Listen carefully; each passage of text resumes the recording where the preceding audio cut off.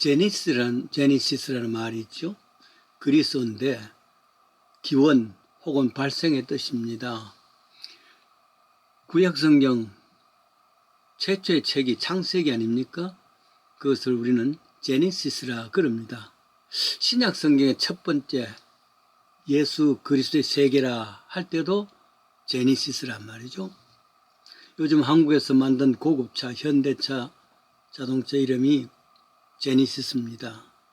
큰 호응을 받지요. 제가 타고 있는 승용차도 2013년도 오래된 것이지만은 제니시스입니다. 창세기에 기록된 제니시스라는 말의 뜻은 기원, 생성, 근원 이런 뜻입니다. 그리고 보면 창세기라는 것은 모든 것의 시작이 있습니다. 하늘과 땅의 시작이 있고 빛과 어둠의 시작이 있고 사람과 짐승들의 시작이 있고 채소와 곡식들의 시작도 있습니다. 또 사회, 문화, 문명의 시작이 있습니다. 최초의 가정도 시작이 있습니다. 2500년 전에 최초의 그리스 철학자들은 In the beginning was 무엇인가? 태초에 무엇이 있었을까? 그거를 아르케라 그럽니다. 이 최초의 근원을 찾기 위해서, 아르케를 찾기 위해서 여러 탐구를 합니다. 그래서 어떤 이는 공기가 최초의 아르케, 시작이다. 원자다, 아메바다, 혹은 철학자 달레스 같은 사람은 그건 물이다, 그렇게도 하겠죠. 혹은 불이다. 여러 가지 첫 출발 아르케가 있습니다. 성경의 첫 출발 창세기 1장 1절 In the beginning was 태초에 하나님이 창조하신 것이다. 이렇게 표현하지요. 즉 최초의 아르케는 하나님이시다. 이를 신약 성경에는 요한복음 1장 1절에 In the beginning was 로고스. 태초에 있었던 것은 아르케는 물도 아니고 공기도 아니고 흙도 아니고 아메바도 아니라 로고스, 말씀이 계셨다.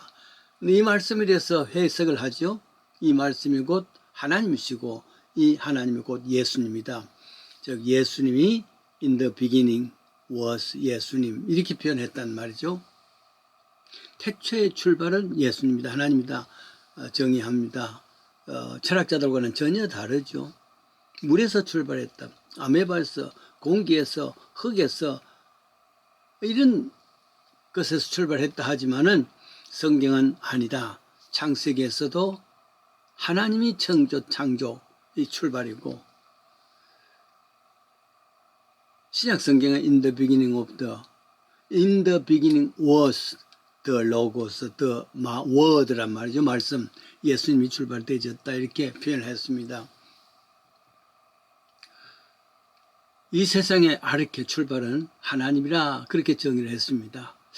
그런데 모든 출발이 창세기에 있으면서 그런데 제일 끝에는 창세기 50장 26절에 보면은 요셉이 일백시스에 죽으니 애굽에서 입관하였더라. 창세기는 모든 것에 출발이 있었는데 그런데 마지막에는 죽음으로서 끝났단 말이죠. 이게 창세기 전체 이야기입니다. 그러면서 가만히 생각하면은 앞으로 전개될 복음의 핵심이 복음의 아르케가 이 창세기에 찾을 수 있단 말이죠. 즉 복음은 예수 때문에 시작된 것이 아니라 이미 창세기 때 in the beginning이 다 포함됐다는 거. 복음의 시작이 창세기 통해서 이미 있었단 말이에요.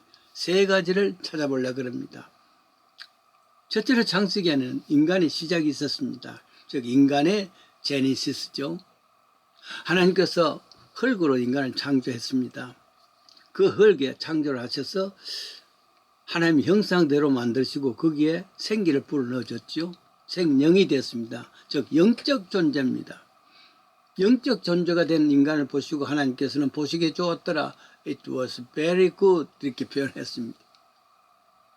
그리고 인간을 향해서 생육하고 번성하고 땅에 충만하라 축복을 주시죠. 그 이후의 인간들은 이 하나님에 대한 공식 고백을 합니다. 즉 전능하사 천지를 만드신 하나님 아버지를 내가 믿사오며 여기에 대한 인간에 대한 자부심입니다. 품격을 볼 수가 있습니다. 다른 모든 존재는 하나님께서 말씀으로 그냥 말해 있으라 그냥 있었죠.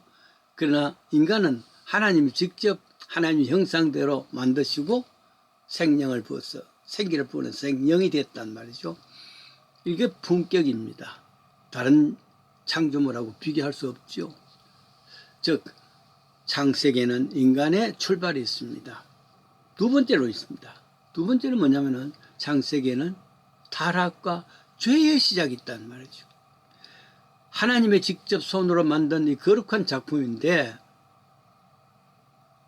이 작품이 하나님께서 기준을 주었습니다. 어떤 사회에 어떤 참 모임에도 커뮤니티에도 이렇게 살아라 하고 기준이 있지 않습니까? 그 기준을 지킬 때 즉 에덴 동산에서 첫 번째 기준은 뭐냐 그러면은 동산에 있는 모든 과일을 먹을 수 있다. 그러나 한 가지 기준을 둔다.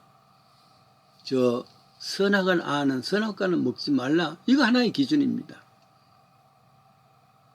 여태까지 알지 못했는데 이 기준에 대해서 무지했는데 기준을 듣지 않을 때는 무심했는데 이 기준을 듣고 보니까 그 선악과가 보암직하고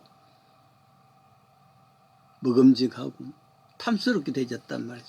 욕심이 생겼습니다. 그래서 인간이 먹었습니다. 이브가 먹고 남편 아담에게 먹게 했습니다. 기준을 오버한 거예요. 이게 범죄입니다. 하나님께서 인간에게 기준을 주셨는데 이 기준을 오버 넘어가 버리면 그게 범죄죠. 타락이죠. 그러니까 눈이 밝아졌습니다. 부끄러움을 알았습니다. 벗은 것을 알았습니다. 나무 사이에 숨었지요. 하나님이 낯을 피해서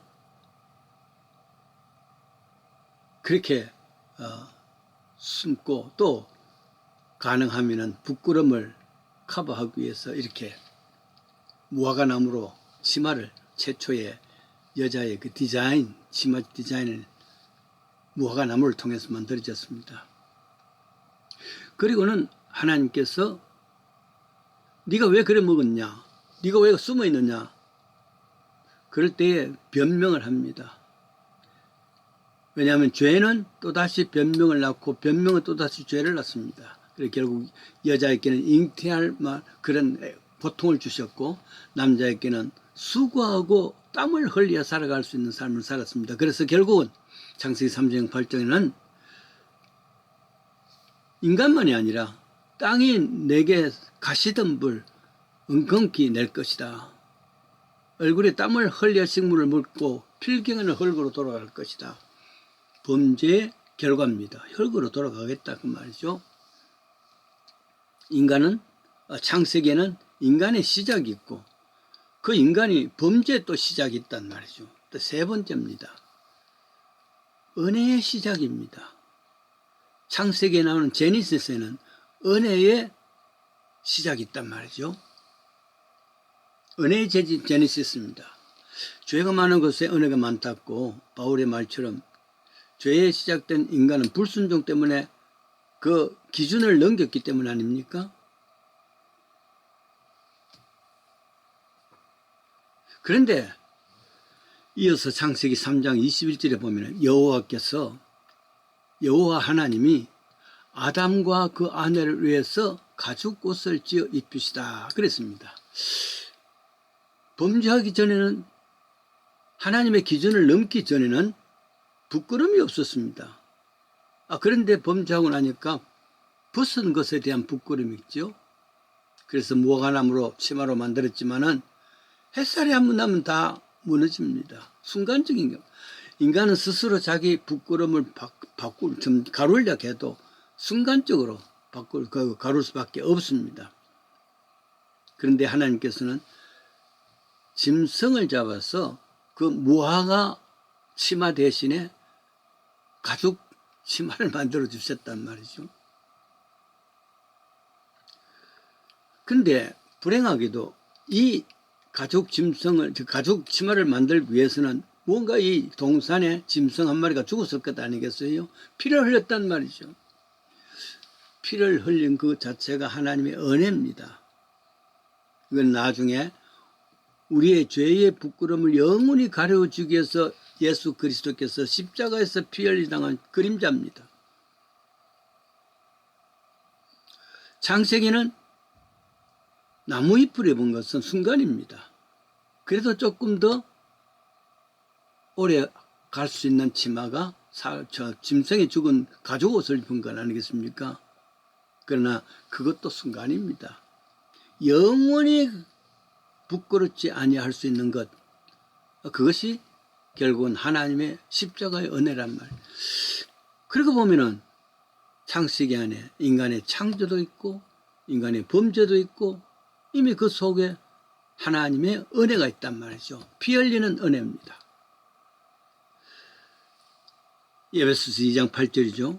너희가 그 은혜로 인하여 믿음으로 말미암아 구원을 얻었나니 하나님이 주신 이 엄청난 은혜를 인간에게는 믿음을 요구합니다. 믿지 않는다면 이 은혜가 전혀 상관이 없습니다. 오직 죽음으로 끝나는 것이죠. 그러나 믿는 자에게는 효험이 있습니다. 그 효험이 뭐냐면은 부끄러움, 인간의 최고의 부끄러움은 죽음입니다.